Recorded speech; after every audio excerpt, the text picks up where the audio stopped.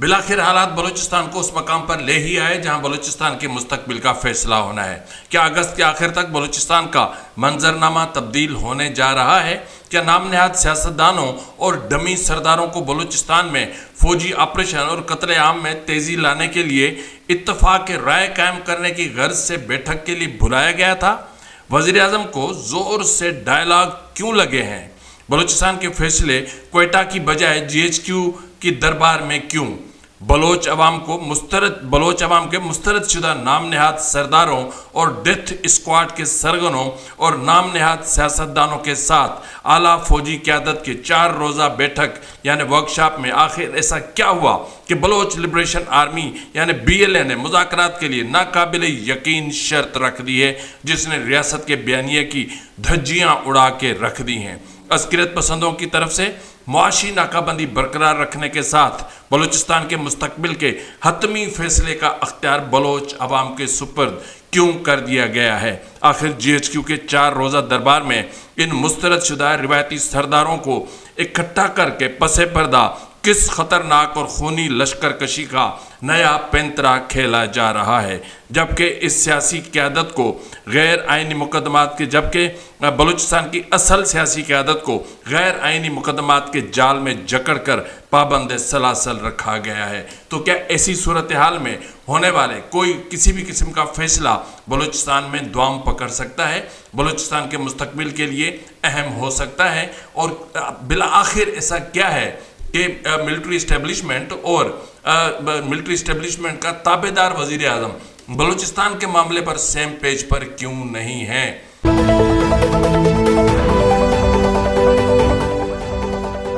بسم اللہ الرحمن الرحیم۔ السلام علیکم ناظرین، یہ ہے فروز NB نیوز اور میں ہوں آپ کا میزبان نواز بھٹو، ایک نئے ویلاگ کے ساتھ۔ ہفتہ 22 اگست 2026 ہے اور آپ سے وہی گزارش ہے کہ ابھی تک اگر آپ نے میرے چینل کو سبسکرائب نہیں کیا تو پلیز کر لیں، بیل آئیکن ضرور پریس کریں اور کمنٹ باکس میں اپنی آراء سے ضرور آگاہ کیا کریں تاکہ میری رہنمائی ہو سکے، اور میرے ویلاگز کو زیادہ سے زیادہ شیئر کریں تاکہ میری ریچ میں اضافہ ہو سکے۔ ناظرین، اسلام آباد اور راولپنڈی دونوں جڑواں شہر، اس میں بالخصوص جو راولپنڈی ہے اس میں جو حالیہ آرمی رولز میں ترامیم ہوئی ہیں، اس کے بعد میرے خیال میں شاید جو مجھے ایسا محسوس ہو رہا ہے کہ ملٹری اسٹیبلشمنٹ کی جو قیادت ہے ان کو کسی بڑی بغاوت کا اندیشہ ہے یا بڑی بغاوت کا خدشہ وہاں پر جنم لے چکا ہے۔ یہی وجہ ہے کہ وفاقی وزارت داخلہ کی طرف سے جاری کردہ آفیشیلی نوٹیفیکیشن کے مطابق راولپنڈی میں 3 کمپنیاں راولپنڈی میں آئین کے آرٹیکل 245 کے تحت 6 ماہ کے لیے حساس سیکیورٹی فرائض اور امن و امان کی ممکنہ خراب صورتحال سے نمٹنے کے لیے تعینات کر دی گئی ہیں یا کی جا رہی ہیں۔ وفاقی حکومت کی جانب سے آئین کے آرٹیکل 245 کو استعمال کرتے ہوئے راولپنڈی میں اگلے 6 ماہ کے لیے پاک فوج کی 3 کمپنیاں یعنی 400 سے زائد اہلکار ہنگامی طور پر تعینات کرنے کا باقاعدہ نوٹیفیکیشن جاری کر دی گیا، لیکن اس عسکری اقدام کا اصل اندرونی سچ اور تصوراتی پس منظر یہ ہے کہ مقتدرہ کو اس وقت جی ایچ کیو کے گرد و نواح میں کسی بڑے پبلک ریئیکشن یا عوامی بغاوت کا یا پھر اندرونی بغاوت کا شدید خطرہ لاحق ہے۔ تصوراتی شواہد کے مطابق یہ فیصلہ 2 دن قبل پاس ہونے والے اس نئے ڈیفنس ایکٹ کے فوری بعد سامنے آیا ہے، جس کے تحت چیف آف ڈیفنس فورسز کو غیر معمولی اور وسیع تر اختیارات سونپے گئے، اور اس فیصلے کے خلاف ممکنہ عوامی رد عمل اور اپوزیشن جماعتوں کے پس پردہ گٹھ جوڑ کو کچلنے کے لیے سول انتظامیہ کی معاونت کے بہانے فوج کو سڑکوں پر اتارا جا رہا ہے۔ تو اس طرف جس طرح میں نے کہا نا کہ ایک طرف تو خیبر پختونخوا میں آگ لگی ہوئی، دوسری طرف بلوچستان میں لہو بہہ رہا ہے، تو تیسری طرف فوج کے اندر بھی اب بغاوت کے جو امکانات ہیں وہ بڑھتے محسوس ہو رہے ہیں، کیونکہ جو اختیارات فیلڈ مارشل یا chief of army staff Asim Munir کو دیے گئے ہیں، اس کا مطلب یہ ہے کہ فوج میں اب جو پیچھے جو چیف آف آرمی اسٹاف بننے کے لیے کہ منتظر تھے جرنلز، ان کی تقدیر یا ان کے مستقبل کا فیصلہ بھی اب جنرل عاصم منیر کے ہاتھ میں آ چکا ہے۔ وہ جس کو چاہیں گے، جو اس کی راہ میں آئے گا وہ اس کو ہٹاتا چلا جائے گا۔ اور یوں سمجھ لیں کہ آج میں دیکھ رہا تھا ایک کسی کا ویلاگ تھا، وہ کہہ رہے تھے کہ جنرل عاصم منیر کو زمینی خدا بنانے کے جتنے اختیارات دے دیے گئے ہیں، تو انہی اختیارات کے تحت پچھلے دنوں آپ نے دیکھا کہ 4 روز کے لیے جو ہے وہ GHQ میں بلوچستان کے مستقبل کے حوالے سے ورکشاپ ہوا، غور کیا گیا، تقاریر کی گئیں، سوال و جواب کیے گئے، آرمی چیف نے خطاب کیا، پھر وزیر اعظم نے خطاب کیا. لیکن اس سب کے پیچھے کے جو معاملات ہیں وہ بہت ہی سنگین ہیں. اس کی طرف میں بعد میں آتا ہوں. پہلے میں آپ کو بتا دوں کہ خزدار کے علاقے زیدی کے مقام پر M8 شاہراہ پر واقع پل کو دھماکے سے تباہ کیے جانے کی اطلاعات ہے. خاران کے علاقے البت میں پاکستانی فورسز کے لیے ایک پوسٹ تعمیر کرنے والی تعمیراتی کمپنی کے کارکنوں کو مسلح افراد نے حراست میں لے لیا اور انہیں نامعلوم مقام پر منتقل کر دیا ہے. بلوچستان کے اہم تجارتی روٹ کوئٹہ تفتان شاہراہ پر بلوچ آزادی پسندوں کا راج برقرار ہے. بلوچ لبریشن آرمی کی معاشی ناکہ بندی کے تحت مزید 5 تجارتی لوڈیڈ گاڑیوں سمیت جو مسلح افراد ہیں ان کو تحویل میں لے کر ان گاڑیوں کو گم کر دیا ہے. اور تجارتی گاڑیوں کو تحویل میں لیے جانے کا تازہ واقعہ گزشتہ روز چاغی کے علاقے دال بندین میں 4 سر کے مقام پر پیش آیا. اس کے علاوہ کوئٹہ کی اگر ہم بات کریں تو نامعلوم مسلح افراد مبینہ طور پر کولپور تھانے کی حدود میں واقع ایک کریش پلانٹ میں داخل ہوئے اور گاڑی سمیت لاکھوں روپے مالیت کی مشینری بھی ساتھ لے کر چلے گئے. نوشکی میں جو ہے وہ انام بوستان روڈ پر واقع ایک ہندو تاجر راکیش ولد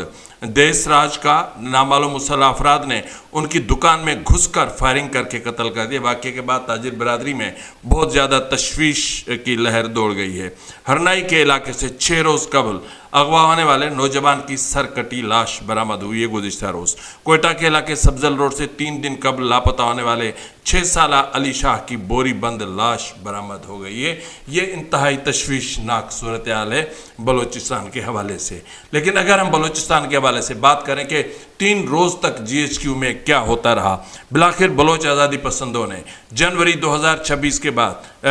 کو شروع ہونے والے مہلک ترین حملوں کی سیریز اور ہیروف 2 کے بعد اس میں آنے والی مزید شدت نے بلوچستان کو اس مقام پر پہنچا دیا ہے جہاں سیکیورٹی اسٹیبلشمنٹ خود آر یا پار کی حالت میں آ گئی ہے. کیلنڈر کی تاریخیں تیزی سے بدل رہی ہیں، گھڑی کے کانٹوں کی رفتار تھمنے کا نام نہیں لے رہی. بلوچ آزادی پسندوں نے آستینیں چڑھا لی ہیں. اسٹیبلشمنٹ کے دلوں کی دھڑکنیں بڑھ گئی ہیں اور دماغ سن ہو رہے ہیں، کیونکہ آنے والے پیر یعنی 26 اگست کو شہید نواب اکبر بگٹی کے یوم شہادت پر بلوچستان کی مٹی میں سے ایک ایسا طوفان دستک دینے جا رہا ہے جو پورے سیکیورٹی ماڈل کو ملیا میٹ کر سکتا ہے. جی ناظرین، میں ہیروف 3 کی بات کر رہا ہوں جس کے حوالے سے مبینہ طور پر بڑے فیصلے ہو چکے ہیں. لیکن اس سے پہلے ذرا میں آپ کو بتا دوں کہ بلوچستان سے متعلق GHQ میں منعقدہ 4 روزہ ورکشاپ کے حوالے سے سب سے پہلے تو 2 بنیادی سوال یہ پیدا ہوتے ہیں کہ اگر فیصلہ بلوچستان سے متعلق کرنا ہے تو بیٹھک GHQ میں کیوں، کوئٹہ میں کیوں نہیں؟ دوسری اہم بات یہ کہ تابع دار حکومت اور GHQ بلوچستان کے حوالے سے سیم پیج پر کیوں نہیں ہے؟ آرمی چیف آپریشن کی بات کرتے ہیں جبکہ GHQ پراکسی وزیر اعظم ڈائلاگ کا ڈھنڈورا پیٹ رہے ہیں. بنیادی طور پر بات یہ ہے کہ BLA اور BLF کی حکمت عملی نے سیکیورٹی اسٹیبلشمنٹ کو بند گلی میں لا کر کھڑا کر دیے جہاں انہیں یومیہ کے حساب سے اربوں روپے کا معاشی نقصان برداشت کرنا پڑ رہا ہے. جی ناظرین، یہ BLA کی جو معاشی ناکہ بندی کی حکمت عملی تھی اس نے ملٹری اسٹیبلشمنٹ کو باقاعدہ گھٹنوں سے بھی شاید اب کہیں زیادہ نیچے تک لا کر بٹھا دیا ہے، کیونکہ یومیہ کے حساب سے کوئٹہ تفتان شاہراہ پاکستان کی یوں سمجھ لیں کہ یہ جو شاہراہ ہے یہ اس ملک کی معاشی شہرت تصور کی جاتی ہے. اور گوادر کے حوالے سے جو چیزیں ہیں خیر وہ تو آپ روز میں بتاتا رہتا ہوں، لیکن میں حیران ہوا تابع دار وزیر اعظم کے خطاب پر جو کہہ رہے تھے کہ مسائل کے حل کا طریقہ کار مشاورت ہے، مسائل کی آڑ میں بندوق نہیں اٹھائی جاتی. ڈائلاگ کا مقصد آپ کو اور بلوچ عوام کو سننا ہے. مسائل ڈائلاگ کے ذریعے حل ہونے چاہیے. وسائل کی تقسیم منصفانہ ہونی چاہیے. بلوچستان میں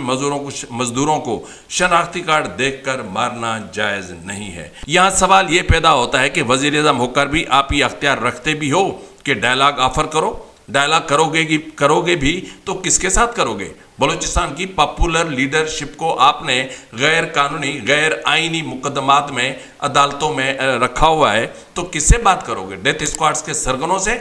یا ان نام نہاد عوام کے مسترد شدہ سرداروں سے، یا ان نام نہاد سیاستدانوں سے جن کو جی ایچ کیو چنتخب کرتی ہے، جو ووٹ لینے کی بھی سکت نہیں رکھتے؟ کوئٹہ میں رواں سال 2 سویلینز پر بمباری کرتے ہو، 1.5 سال کے بچوں کو اغوا کرتے ہو، جعلی مقابلوں میں نوجوانوں کو مارتے ہو، بزرگوں کو قتل کرتے ہو، خواتین کو اغوا کرتے ہو، وسائل کی لوٹ مار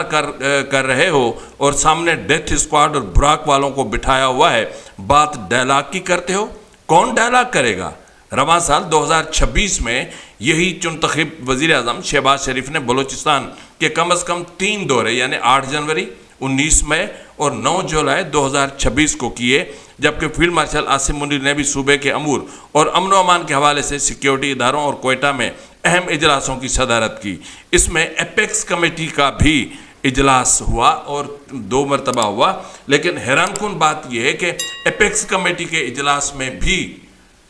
کسی ڈائلاگ کی بات نہیں ہوئی۔ اس سے پہلے جو فیلڈ مارشل ہے اس نے جرگہ بلایا تھا، اس میں بھی کوئی ڈائلاگ کی بات نہیں کی گئی۔ اب ڈائلاگ آپ بلوچستان میں کرنا کس سے چاہتے ہیں؟ پہلے یہ تو طے کر لیں۔ تو اس لیے ہم بات کرتے ہیں، چلتے ہیں آگے۔ جی ایچ کیو کے اس عسکری ورکشاپ کا اصل اندرونی سچ یہ ہے کہ بلوچستان میں اسٹیبلشمنٹ نسلوں سے جی ایچ کیو کی غلامی کے عوض برسر اقتدار رہنے والے ان روایتی سرداروں کے ذریعے بلوچستان کی سرزمین پر جاری معاشی ناکہ بندی، قوم پرستی کی سیاست اور بلوچ انسرجنسی کا خاتمہ ہی نہیں بلکہ اسے جڑ سے اکھاڑ پھینکنا چاہتی ہے، تاکہ وہ مستقل بنیادوں پر بلوچستان کو فتح کر سکے، کیونکہ جو اسٹیبلشمنٹ جانتی ہے کہ بلوچستان ان کے ہاتھ سے نکل چکا ہے، اب اس کو دوبارہ حاصل کیسے کیا جا سکتا ہے وہ ان کے ذریعے حاصل کرنا چاہ رہی ہے۔ یہاں سب سے بڑا مزے کا خیز تضاد یہ ہے کہ جو D G I S P R lieutenant general Ahmed Sharif Chaudhry 31 جولائی 2026 کو اپنی پریس بریفنگ میں انہی بلوچ سرداروں پر عوامی بجٹ ہڑپ کرنے، اسمگلنگ اور کرپشن کے سنگین الزامات عائد کر رہے تھے، وہ خود اس 4 روزہ دربار میں موجود تھے، کٹھ پتلیوں کو بریفنگ دے رہے تھے۔ حیرت کی انتہا تو دیکھیے کہ یہ سستے بکنے والے سردار اور نام نہاد سیاستدان جن کی کل کائنات صرف منصب ایم پی اے یا ایم این اے کی کرسی ہے، اور جو ایک فرما بردار بیٹے کی طرح مقتدرہ کی نوکری کے لیے ہمیشہ تیار رہتے ہیں، وہ آخر کس حیثیت اور اختیار کے ساتھ آزادی پسند جنگجوؤں کی قیادت سے بات کر سکتے ہیں؟ ذرا غور سے دیکھیں۔ آرمی چیف سے ملاقات کرنے والوں میں اور وزیر اعظم کا خطاب سننے والوں کی صفوں میں نیشنل پارٹی کے سربراہ جو اس وقت وزارت اعلیٰ کے جو امیدوار بھی ہیں، ڈاکٹر مالک بلوچ، اور بی این پی کے مرکزی کمیٹی کے رکن حاجی زاہد بلوچ کو پچھلی نشستوں پہ بٹھایا ہوا ہے، جبکہ ان کے اپنی پروپیگنڈا کیمپین کا جو حصہ ہے براک، اس کی ٹیم کو انہوں نے فرنٹ پہ بٹھایا ہوا ہے۔ تصوراتی حقیقت یہ ہے کہ جس مقبول ترین سویلین اور سیاسی آواز یعنی ڈاکٹر مہرنگ بلوچ اور ان کی جماعت سے بات کرنے کی جا سکتی تھی، اور جو مذاکرات کے لیے اسلام آباد کے دھکے کھاتے رہے، انہیں تو ریاست نے جیلوں میں بند کر رکھا ہے، جبکہ سردار اختر مینگل سے ریاست براہ راست ڈیل کر رہی ہے، رابطوں میں ہے۔ لیکن جیو پولیٹیکل انٹیلیجنس شواہد کے مطابق بلوچ آزادی پسند جنگجوؤں کا موقف بالکل واضح اور کلیئر ہے کہ وہ مقتدرہ یا ان سستے پپیٹس کے ساتھ کسی بھی قسم کے مذاکرات کا حصہ نہیں بنیں گے۔ وہ اس کو وقت کا ضیاع سمجھتے ہیں، بلکہ وہ صرف اور صرف اقوام متحدہ کی ثالثی میں بلوچستان سے فوج کے مکمل انخلاء کے بعد ایک نکاتی ایجنڈا یعنی آزاد بلوچستان کے معاملے پر بات کرنے کے لیے تیار ہو سکتے ہیں۔ حاصل مطلب یہ نکلتا ہے کہ سوراب اور مستونگ جیسے واقعات فوجی آپریشن کے ذریعے بلوچوں کے قتل کے حوالے سے ان پپیٹ سرداروں اور نام نہاد سیاستدانوں کو چپ سادھنے اور اپنا حصہ ڈالنے کے لیے حکم صادر کیا گیا ہے۔ جب سے لرزہ خیز اور تشویشناک ترین کڑی یہ ہے، اندرونی یہ دعویٰ کیا جا رہا ہے کہ بی ایل اے براس کے تظاہراتی پلیٹ فارم سے اپنے اگلے بڑے فیز یعنی آپریشن ہیرو 3 کی تیاریاں عملاً مکمل کر چکی ہے۔ ذرائع کا کہنا ہے کہ جس کا ممکنہ آغاز آنے والے پیر یعنی 26 اگست کو شہید نواب اکبر بگٹی کے یوم شہادت کے موقع پر کیا جا سکتا ہے، جو عسکری لہر کے ساتھ متوقع ہے۔ تو یہ جو سچویشن میں نے آپ کے سامنے رکھی، اب اس میں آپ بتا مطلب یہ جو کوئی بلوچستان کے فیصلے جی ایچ کیو میں اور جی ایچ کیو خود جو کرائسس کا شکار ہے، جس جی ایچ کیو کے اندر بغاوت پنپ رہی ہے، اور جو بلوچستان جی ایچ کیو کے ہاتھوں تو کیا اس ملک کے نقشے کی جو لکیریں ہیں ان میں بھی اب دراڑیں پڑی دکھائی دیتی ہیں، تو کیا وہ کس سے بات کریں گے؟ ان سے کل تک جن کو D G I S P R گالیاں دے رہا تھا اور آج ان کے ساتھ بیٹھا ہوا تھا، یعنی آپ کا اگر مطلب اور مفاد ہو تو آپ اس طرح کرتے ہیں۔ تو اس وقت جو سچویشن بلوچستان میں کریٹ ہو چکی ہے، اور جو بی ایل اے اور بی ایل ایف نے، بالخصوص بی ایل اے نے بلوچستان کے معاملات کو، معاشی معاملات کو جس مقام تک پہنچا دیا ہے، وہاں ریاست کے پاس بھی اب کوئی آپشن باقی نہیں بچتا۔ اگر وہ آپریشن کرنا چاہتی ہے، بلوچستان میں قتل عام کرنا چاہتی ہے، تو اس کے لیے اس جو ریاست کی جو معیشت ہے وہ انہیں اجازت نہیں دیتی، کیونکہ اگر وہ بلوچستان کے ساتھ ایک لمبی جنگ چھیڑتے ہیں۔ حیرت کی بات تو یہ ہے نا کہ اتنے بڑے بڑے کنٹینر ٹریلرز آزادی پسند لے کر چلے جاتے ہیں، اور ان کے سیکیورٹی فورسز جب ان کو نہیں ڈھونڈ پاتے تو پھر ان شرمچاروں کو ان پہاڑوں میں اس ریت کے دلدل میں کہاں تلاش کریں گے؟ تو سیدھی بات یہ ہے کہ نہ تو پاکستان کی معیشت اسٹیبلشمنٹ کو یہ اجازت دیتی ہے کہ وہ کوئی بہت بڑا آپریشن کریں، وہاں پہ ایک فوج کی ڈپلائمنٹ کریں، اور نہ ہی ان کے پاس اس وقت ایسی کوئی سچویشن ہے، کیونکہ اگر بلوچستان کے حالات بہت زیادہ گمبھیر ہوتے ہیں، اس سے بھی زیادہ گمبھیر ہوتے ہیں، تو میں سمجھتا ہوں کہ پھر فیلڈ مارشل کے لیے اس منصب پر رہنا بھی مجھے دشوار نظر آ رہا ہے، کیونکہ اندرونی طور پہ بہت کچھ چل رہا ہے، اور اتنا کچھ چل رہا ہے کہ وہ میں آپ کے سامنے رکھ نہیں سکتا۔ جس طرح جنرل فیض حمید کے دور میں بہت بڑی بغاوت نے جنم لیا تھا، جس کو 9 مئی بھی کہا جاتا ہے، اسی طرح کی ایک بڑی بغاوت کا سامنا ہے ملٹری اسٹیبلشمنٹ کو، یعنی فیلڈ مارشل کو اندرونی طور پر۔ آخر کب تک کوئی ظاہر ہے کہ جو بھی اس منصب پر آتا ہے وہ تو فیلڈ مارشل بننے کے خواب لے، اپنا چیف آف آرمی اسٹاف بننے کے خواب دے کر آتا ہے نا، لیکن جب ان کے راستے بند کر دیے جائیں، جب ایسی قانون سازی کی جائے کہ جس سے فرد واحد زمینی خدا بن کے بیٹھ جائے، تو اس کے بعد ظاہر ہے کہ وہ جنرلز جن کی حق تلفی ہوگی وہ تو پھر چیخیں گے۔ وزیر اعظم نے کہا کہ شناختی کارڈ دے کر بلوچستان میں مزدوروں کو مارا جاتا ہے۔ او بھائی، یہ وزیر اعظم صاحب، کٹ پتلی صاحب، پپٹ صاحب، فارم 47 کی پیداوار والے صاحب، جی ایچ کیو کے تابعدار صاحب، یہ جو آپ کے مزدور ہیں نا، یہ مزدور پتہ ہے سب کو کہ یہ کون ہوتے ہیں، یہ کس کے لیے کام کرتے ہیں، یہ کس بھیس میں یہاں پر آ کر کیا کرتے ہیں، کون سی کوئلے کی کان میں کام کرتے ہیں، یہ شہروں میں کیوں بھٹکتے ہیں۔ تو سوال یہ ہے کہ جب آپ کو پتہ ہے کہ بلوچستان میں ایک انسرجنسی چل رہی ہے، پتہ ہے کہ بلوچستان ایک خطرناک وار زون بن چکا ہے، پتہ ہے کہ بلوچستان میں ایک بھیانک جنگ چھڑی ہوئے، پتہ ہے کہ بلوچستان اور بلوچ عوام پنجاب سے اور پنجابیوں سے کس انتہا تک نفرت کرتے ہیں، تو اس کے بعد آپ جو اپنے بندوں کو وہیں بھیجیں گے،